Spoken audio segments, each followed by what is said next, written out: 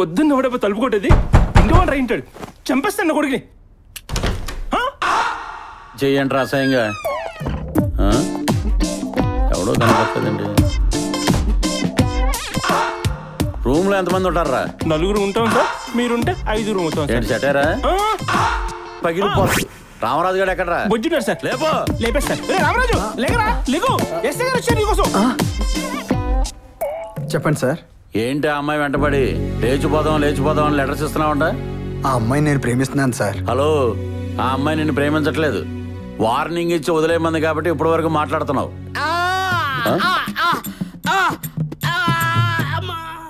ఏంట్రా సౌండ్స్? ఫిగరా? మా కాముడు సార్. కాముడా? నాకు అలా అనిపించట్లేదే, అక్కడ ఏదో కామకేళి జరుగుతున్నట్టుంది. కాదు సార్, పాపం సార్, కష్టపడి కొట్టుకుంటున్నాడు. కష్టపడి కొట్టుకుంటున్నాడా? ఏంటది?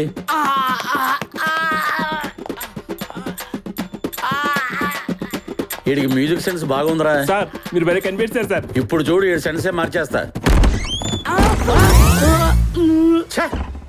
నువ్వు అసలు మనిషివేనరా? బయటిరా దరిద్రుడా.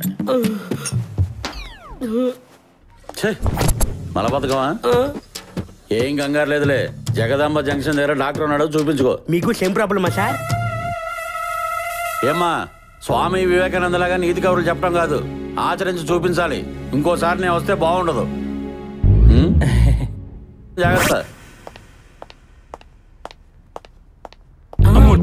వెళ్ళిపోయాడు బాబు. అమ్మయ్యా. ఒరే బావా, నువ్వు అమ్మాయి నడిపిస్తున్నావా?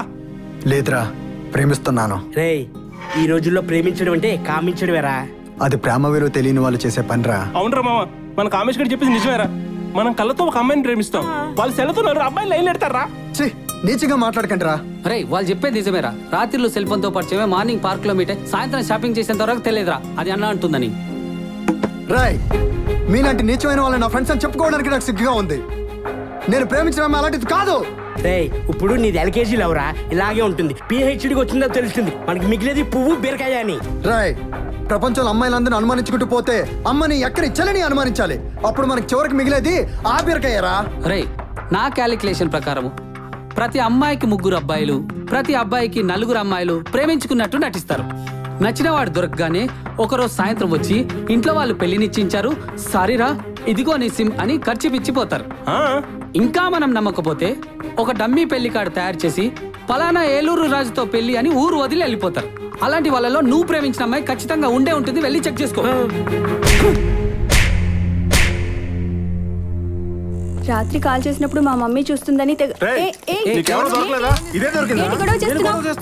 ఏమే మొన్నటి వరకు వీళ్ళెవరు, ఇప్పుడు నేను లవరు, రేపు ఎవడో లవరు. ఎంత మందిని మోసం చేసి నా చేత టీవీ తాకట్టు పెట్టించి నా బంగారు అమ్మించి నా గొలుసులన్నీ లేకుండా చేసావు కదా. ఒరే, ఎంత చెప్పేది మీలాంటి వాళ్ళ గురించేరా.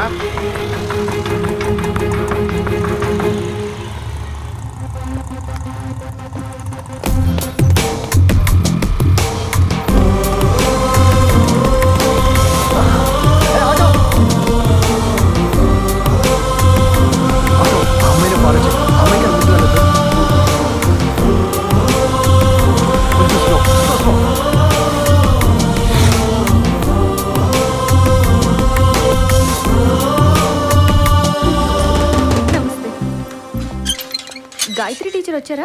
వచ్చారు మేడం. ఆటో ఇక్కడ ఆపు, నువ్వు టర్న్ చేసుకొని పెట్టుకో. అలాగే sir. Hi, good morning. Good morning. Gayatri madam ఎక్కడున్నారు? లోపల ఉన్నారు. థ్యాంక్స్.